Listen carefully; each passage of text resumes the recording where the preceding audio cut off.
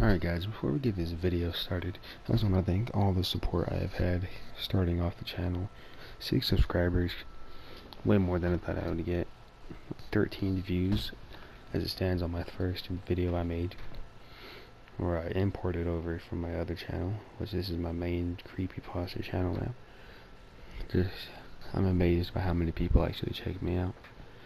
Also, the fan here in the background is my PS4.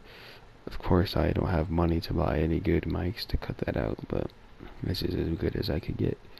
So this story's been in the works for about 3 or 4 hours.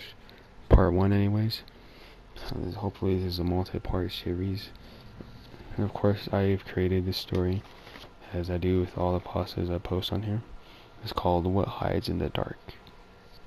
So here we go. Darkness. A place that signifies the end of the day, or as I call it, the beginning of hell. For me, noon is halftime, the first nice half being day, and the second half being the hellish night. Since a young boy, this has been going on, even though at a younger age, I had yet to know what had claimed the darkness as its beautiful masterpiece of a home. I grew up in the countryside. The nearest Walmart or even store was 1 hour away. I was a single child with a mom. My father went missing on a nightly trip out to the city when I was 5, and he never came back. We pronounced him dead 2 years later, as no remains or details was to be seen or known of him. Because of the loss, my mother not only had the job of being my sole caretaker, but she had to work 2 6-hour jobs to pay the bills. She would leave at 3 p.m. to work after she would pick me up and drop me off at home from school. Since there was nobody around the area for there to babysit me, my mom felt that if she put out food for me to eat and locked up all the doors and windows tight enough, I'd be fine. Everything was completely fine until I turned 11. On my 11th birthday, everything was normal. Mom picks me up from school, drops me off at home with lunch made and dinner in the stove, with a snack of chips and soda if I get hungry waiting for our dinner. My birthday landed on a Tuesday this year, so we would need to wait for the weekend to celebrate or do anything to represent my birthday. I decided to look for any presents around my house, since I had nothing better to do, as my mind wondered of maybe I could get what I wanted this year, instead of my mom buying me just a bunch of clothes, as usual.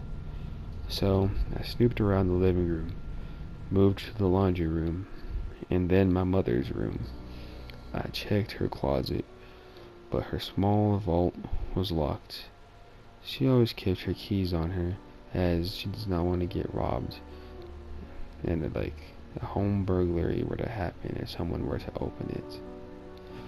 But maybe she had forgotten them this time at home, as I spotted a key on the floor under her bed. I ran over and picked up the dark, bent purple key, and I went back to the vault, stuck it in, but nothing worked. It struggled to fit in the lock, and I sighed and gave up. Just then, loud knocks came from the front door, and I frantically threw the key back under the bed. I ran to my room and peeped out the window. Nobody was there. Nothing. Maybe a wild animal had tried to get in, as it maybe smelled the food through the windows as they were open. It was a common thing that happened once in a few days. So I relaxed and enjoyed the rest of the day. I wasted my time watching the same old cartoons I'd usually watched. Thank God for a DVD player and a ton of movies to help pass the time. The sun began to set, so I decided it's time to eat dinner and prepare for bed, as Mom wanted everything off and me in bed before nightfall, which seemed fair to me. I pulled out a pan of sliced pizza out of the oven. I set it down, closed the oven, picked up the pizza, turned around, and saw what looked like a bear's paw marked on the window. I got very concerned that the bears and animals smelled the pizza, so I shut all the windows and locked them, as I would do on a normal basis. No wonder why she wanted me to lock everything and to be in bed before nightfall. These animals out in the country are a big problem. I finished up as much pizza as possible before I put the remaining leftovers in the fridge for maybe a snack to bring to school tomorrow. I washed my hands and watched a few more cartoons before I headed off to bed. But just before entering my room, I noticed I had left my mom's door open from earlier snooping and closed it.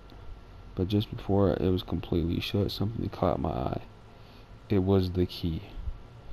But this time, it was violently glowing like a strobe light. Cool. A battery-powered key. Maybe it's for some toy that she bought me for my birthday and just didn't have enough time to wrap it.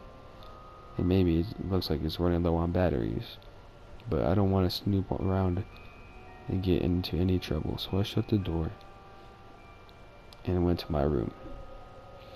It was a very cold day. The night told a tale to be very cold, so I opted to just fully close my bedroom window, as I was allowed to have it cracked open if I was to need fresh air. I fell asleep with no problem, but I was rudely awakened by cries at night. I sat up in bed to the sounds. There was no baby crying or woman yelling or screaming, but a man with a deep voice coming from my mom's room. I checked my stopwatch. Time was 1 a.m. So my mom is still at work. So I decided, since I have no way of reaching her or the police, as I would have to walk past my mom's room to get to the home phone, I decided that it would be a good idea to maybe check it out. I don't know why I thought so at the age, but I was 11.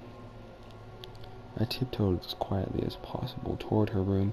With each step came the growing cries of the man, whose voice is deeper than any I've ever seen or heard, even including on all the TV and movie actors that I've heard of and seen. My mom's door to her room was slightly ajar. I remembered I had closed it last night. I slowly peeked through and saw that her closet was also opened. I opened the door slightly more to find what looked to be a 7-foot man in my mom's closet. He was facing away and appeared to be continually smashing his head into the wall. With each violent slam, he cried out, "She has betrayed us. No mercy, no mercy, no mercy. Release us all. No mercy, no mercy." As I was silently watching, the home phone began to ring. The man stopped and swung around immediately. His whole face was terribly burned. He had no eyes, with a long nose with a single nostril streaming with blood. He shot a crooked, jagged smile my way and said, "I see you. The one, you're the one, you're the one, you're the one, the chosen one." Just as quickly as he said that, he smashed through the window, using his head as a battering ram, and took off screaming. That was only the beginning of the terrible adventure that was to follow. Thank you guys so much if you stuck out this far. It's part 1. Part 2, I don't know, might be done by tomorrow afternoon, tomorrow night. Sorry for the stutters, as I have not rehearsed it and I'm not used to doing this whole thing yet. All the support is appreciated. Thank you so much. And don't forget to subscribe, like, share with your friends to enjoy. Creepypasta, my bad.